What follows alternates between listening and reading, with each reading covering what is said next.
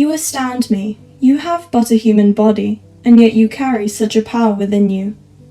You claim that you have no tears left to cry, no blood left to shed. But surely this is because you have filled yourself with fire. Though your body has long been covered in scars, fierce flames are all that now may flow, like molten iron, from your eyes and your wounds. But we appear to have gotten off topic.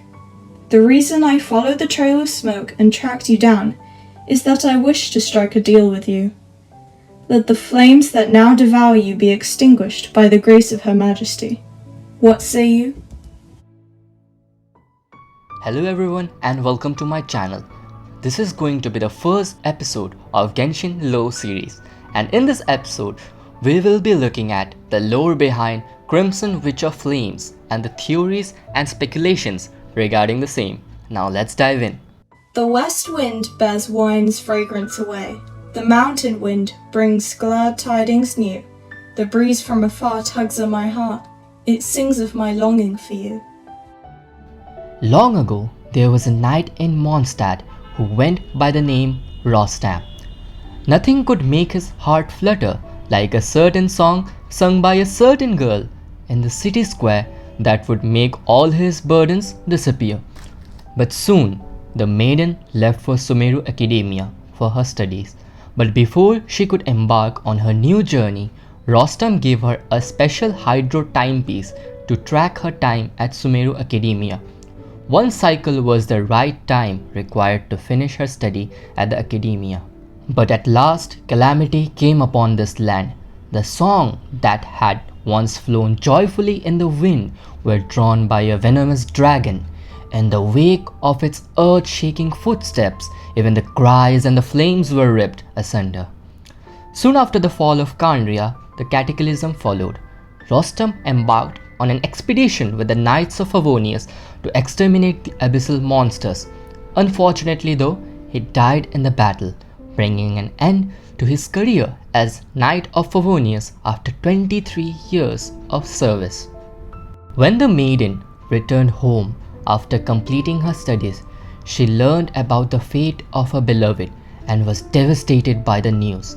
She swore revenge on the abyssal monsters by sacrificing her mortal body to become the embodiment of liquid fire. The fire burned away her beautiful body, and thus Crimson Witch of Flame was born, and with her the era of destruction that followed. In battle, she did not care about her burned face in water's reflection. Only thing she cared about was burning her enemies to the point that not even the ashes would remain. But before her own flames could devour her, the number one of the 11 Fatui Harbinger, Piero, tracked her and found her and offered to save her life by extinguishing the flames by the grace of Her Majesty the Tsaritsa. Then let glacial ice take the place of my erased past and extinguish these undying flames. Let the darkness of corruption, the pain of the world, and the humans, beasts, and the sins they carry all be purified by silent ice. Soon the Fatui bestowed her with the cryo-delusion to extinguish her undying flames. But despite this, a pure white flame continued to burn in her heart.